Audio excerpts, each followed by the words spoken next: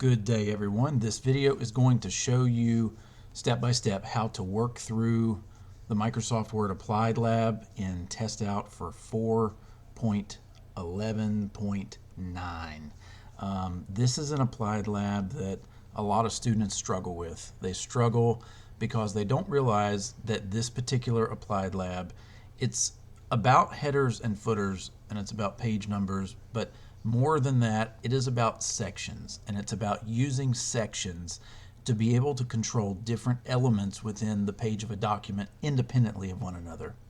So as we start to go into this particular applied lab where we're formatting a research paper with sections, remember that some of the tasks you're going to see, they are going to refer to doing things with page numbers, doing things within headers, and while that is true, you have to make sure that you understand that the key to being able to control different elements independently of one another, it falls with your ability to use section breaks effectively. So right here, this particular lab will go very quick. Although it's challenging, it's got 4 different bullet points, 4 instructions, and we've got our document on screen right here. So let's start at the top. You are in the process of writing a research paper that includes a title page, an abstract, and appendix. Make the following formatting changes to finish the draft. We've got the document over here in the workspace on the right.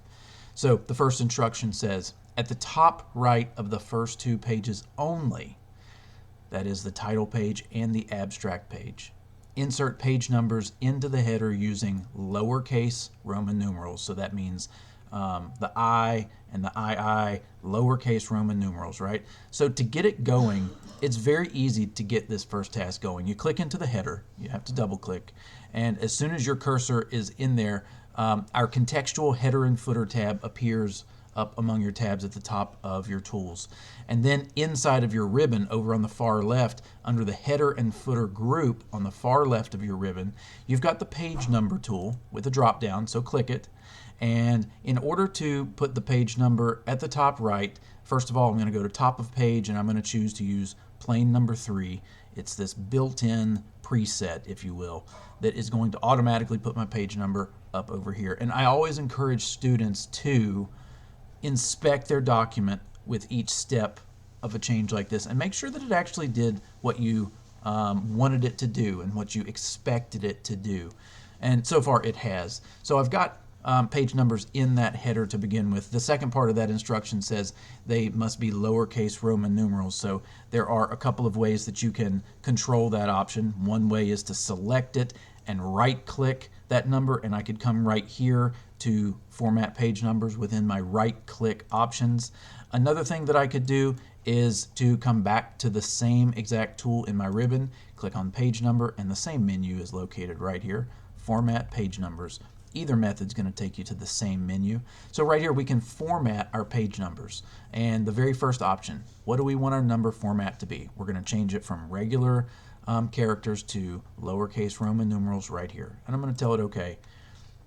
And it is going to do it. And I do, however, want to inspect it and make sure that it did as I thought it would. So the first bullet point is now taken care of, right?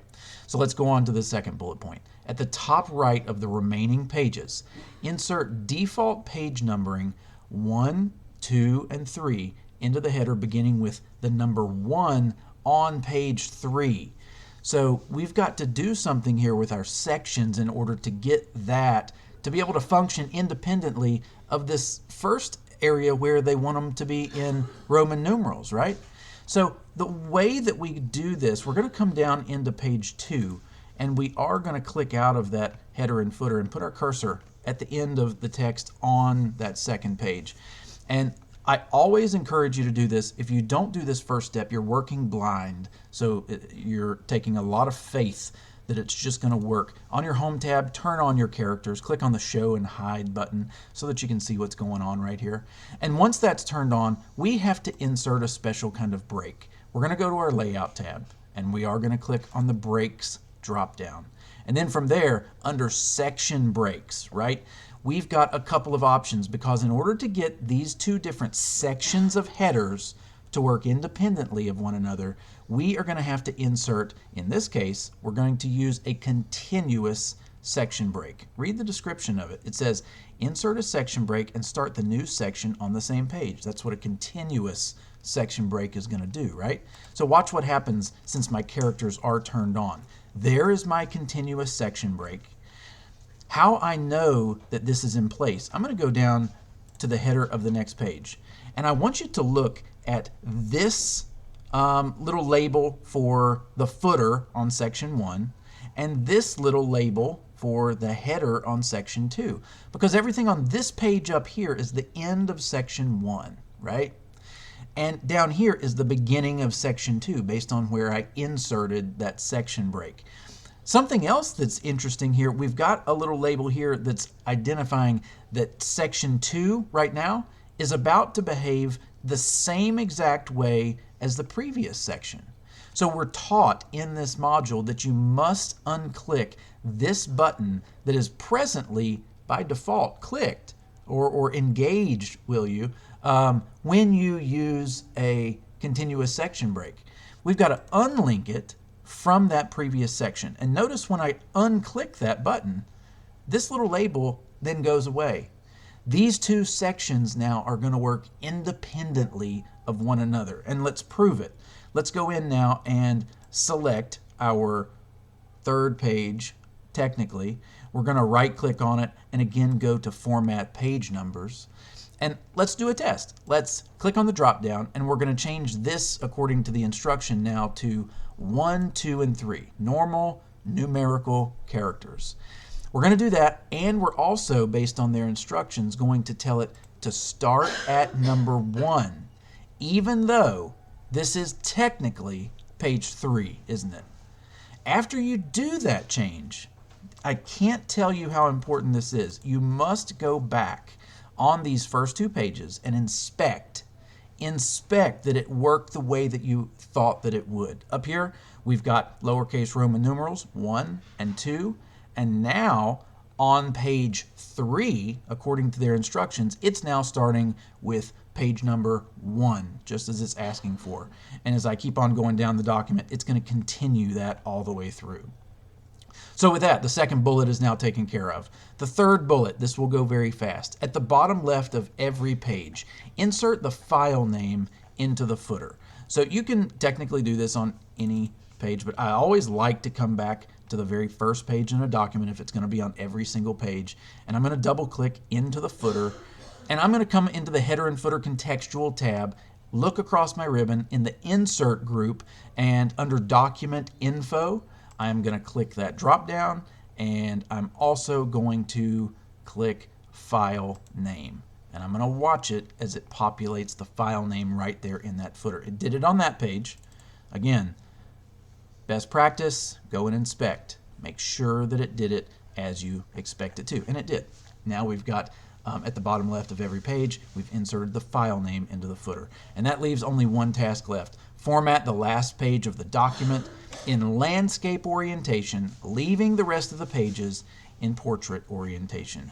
We learned earlier in this program, in TestOut, that the easiest way to do this is to go to that last page, to put your cursor at the top of that page, and you can see that you've put your cursor in the right position. Once you've done that, come back to Layout. Come back to your Layout tab. And in the Page Setup group, this is where we learned that we aren't going to use this global command up here for orientation of the page. We have to click into the dialog box, the dialog box launcher, to make this change. We've got to change it right here to landscape so that we can get to this important tool right here where it says apply to, and we are going to apply it to this point forward. That's based off of where your cursor is on your page. So right there, we're going to change it to this point forward. We're going to tell it OK. We're going to cross our fingers that everything works very nicely, and upon first inspection, it certainly does. All of the other pages up above remain in portrait orientation, and then this one right here, the last page in the document, it's now in landscape orientation. Let's do a quick check of our answers and make sure that this satisfied TestOut's requirements, and it did. This is a challenging lab, but it is not hard. I feel like after you have done this once or twice, you understand how to use sections, specifically continuous section breaks, to be able to control different elements independently. This is a good lab to practice multiple times.